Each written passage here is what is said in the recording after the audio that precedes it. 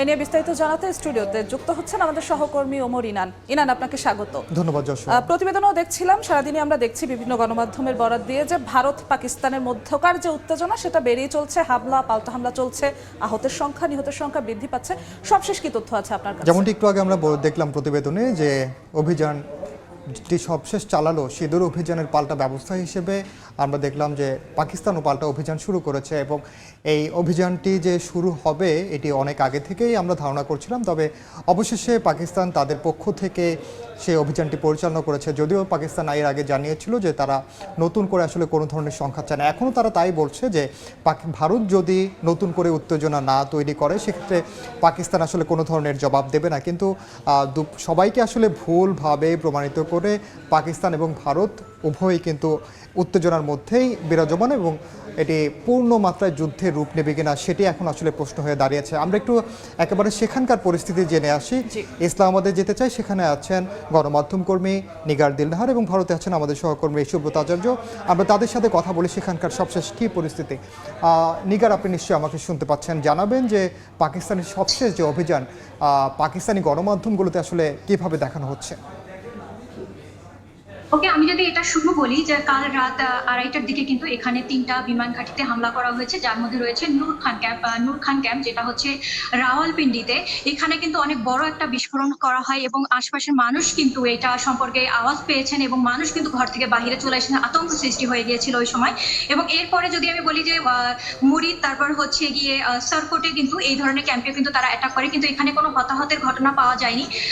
কিন্তু এখানে নূর খানে অনেক বেশি ড্যামেজ হয়েছে। বাকি ডিজিআইএসপির বলেছেন যে এখানে তেমন কোনো ক্ষয়ক্ষতি হয়নি, ঘাঁটি অক্ষত রয়েছে।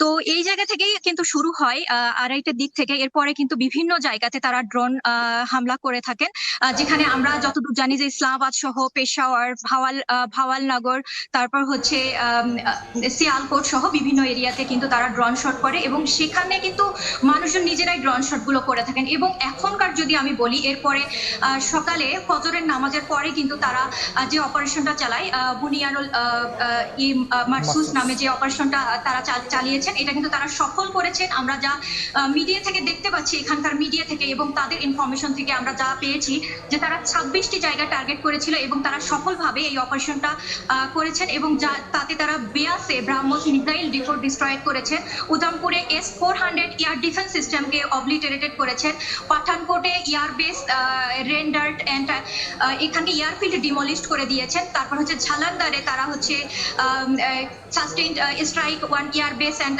এখানকার কিন্তু বিভিন্ন জায়গা ক্রিটিক্যালি ড্যামেজড হয়ে গিয়েছে।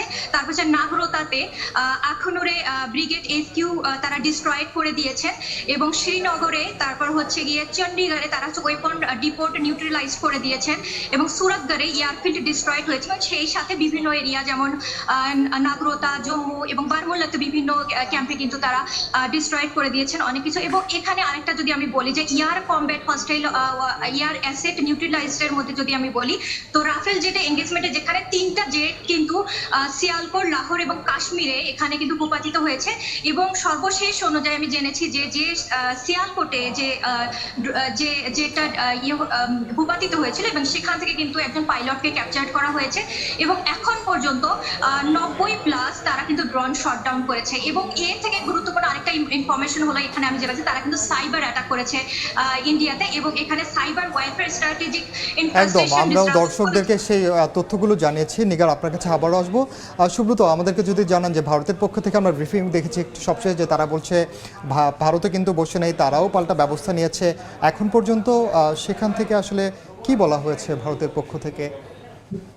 দেখুন, প্রতিদিন ভারতের পক্ষ থেকে কিন্তু নিয়মিত ব্রিফিং করা হচ্ছে এবং এই ব্রিফিং এ অফিসিয়ালি একজন সেনাবাহিনী এবং একজন বিমান বাহিনীর শীর্ষ কর্মকর্তাকে আমরা দেখেছি প্রতিদিন। এবং অবশ্যই সেখানে আজকে সকালবেলাও বিদেশ সচিব বিক্রম মিশ্র উনি ছিলেন এবং এই 10 মিনিটের ব্রিফিং এ পরিষ্কার করে দেওয়া হয় আসলে বেসিক্যালি পাকিস্তানের যে হামলার লক্ষ্যবস্তু সেটি ভারতের পশ্চিমাঞ্চলের এলাকাগুলোতেই এই হামলার লক্ষ্যবস্তু এবং সেই হামলার লক্ষ্যবস্তু কিন্তু সাধারণ মানুষ এবং নিরহ এবং বেসামরিক স্থাপনার উপরে হয়েছে। এবং এই হামলার পরিপ্রেক্ষিতে স্বাভাবিকভাবেই ভারতের পক্ষ থেকে যে তার পাল্টা জবাব, সেই পাল্টা জবাবের দেওয়ার বিষয়টিও কিন্তু ভারতের পক্ষ থেকে আজকে সকালবেলা আনুষ্ঠানিকভাবে জানানো হয়েছে। আপনি জানেন যে কর্নেল সোফিয়া উনি বলেছেন যে পাকিস্তানের কোন কোন জায়গাতে ভারত এই প্রত্যুত্তর দিয়েছে। তার মধ্যে পাকিস্তানের রফিকি, মুরিদ, চাকলোলা, রহিমিয়ার খান এবং পাক সেনার এয়ারওয়েজ আকাশপথে এয়ারওয়েজের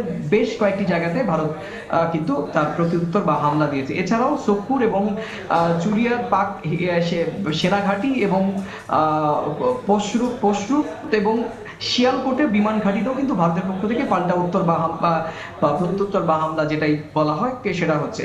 সুব্রত, আমরা আবার আসবো আপনার কাছে একটু ছোট করে। এটি তাদের অ্যাগ্রেসিভ কোনো আক্রমণ নয়, তারা যে আক্রমণ পাকিস্তানের পক্ষ থেকে আসছে সেটাকে তারা ডিফেন্স প্রতিহত করার জন্যই তারা আসলে বলছে। সুব্রত, আবারও আপনার কাছে আসবো। নিগার নাহার, আমি একটু পাকিস্তানের আপনি যেখানে আছেন সেখানকার সাধারণ মানুষের অবস্থা জানতে চাই। তাদের মধ্যে আসলে যুদ্ধাবস্থা আমরা যেটি দেখছি সেই আতঙ্ককে আসলে দেখা যাচ্ছে, তারা কি বলছেন?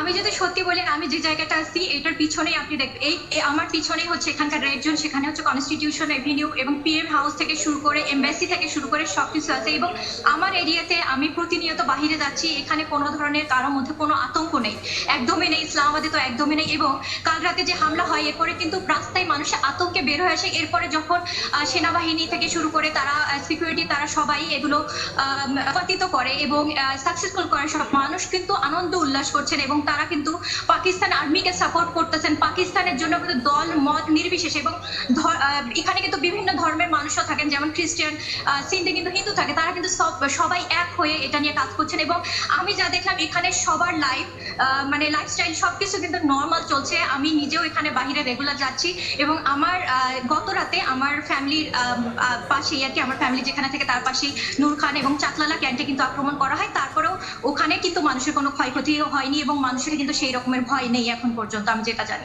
আপনাদের দুজনকে অসংখ্য ধন্যবাদ আমাদের সঙ্গে যুক্ত হওয়ার জন্য। সরাসরি যুক্ত ছিলাম ইসলামাবাদ এবং ভারতে, সেখান থেকে সহকর্মীরা জানাচ্ছিলেন পাকিস্তান ভারত উত্তেজনার সবচেয়ে। যশোয়া, ইনান, আমরা প্রতিবেদন দেখছিলাম, আমাদের দুজন সহকর্মী যুক্ত হয়েছিলেন, তারাও বলছিলেন যুদ্ধের দ্বার প্রান্তে বলা যায় কিছুটা, যদিও দুদেশ এখনও আনুষ্ঠানিকভাবে যুদ্ধের ঘোষণা দেয়নি। বিশ্বের বিভিন্ন শক্তিধর দেশ, বিভিন্ন সংস্থা বিভিন্ন সময় তাদের উদ্বেগ প্রকাশ করেছে, বক্তব্য প্রকাশ করেছে। এখন পর্যন্ত সবশেষ তারা এই উত্তেজনা নিয়ে কি বলছে? আসলে এর মধ্যে প্রথম যখন সিঁদুর অভিযান পরিচালনা হয় তখনই কিন্তু বিশ্ব সম্প্রদায় উদ্বেগ জানিয়েছে, এমনকি জাতিসংঘ। তবে এখন পর্যন্ত যেহেতু কোনো দেশই পূর্ণাঙ্গ রূপে যুদ্ধের কথা বলছে না, তাই কোনো মিত্র দেশ আমরা এখন পর্যন্ত এগিয়ে আসতে দেখি না যে উদ্যোগ নেবে, যে যুদ্ধ বন্ধে কিংবা এই উত্তেজনা প্রশমনে কেউ উদ্যোগ নিচ্ছে কিনা, এটি এখন পর্যন্ত প্রতীয়মান নয়। তবে সময়ের সঙ্গে সঙ্গে নিশ্চয়ই যুক্তরাষ্ট্রের পক্ষ থেকে কিন্তু এর মধ্যে বলা হয়েছে তারা মধ্যস্থতা করতে চায়। এখন আসলে কার্যকর উদ্যোগ নেয়ার অপেক্ষা মাত্র। সেটি যদি হয় তবে নিশ্চয়ই এই উত্তেজনা এখানেই থেমে যাবে, নতুন করে কোনো ধরনের সংঘাতের দিকে যাবে না দুই দেশ। যশোয়া। জি ইনান, আপনাকে ধন্যবাদ আমাদের সঙ্গে যুক্ত হওয়ার জন্য। চলমান পাকিস্তান এবং ভারতের উত্তেজনাকর পরিস্থিতি নিয়ে সবশেষ খবর জানাতে আমাদের সঙ্গে স্টুডিওতে যুক্ত হয়েছিলেন সহকর্মী ওমর ইরান।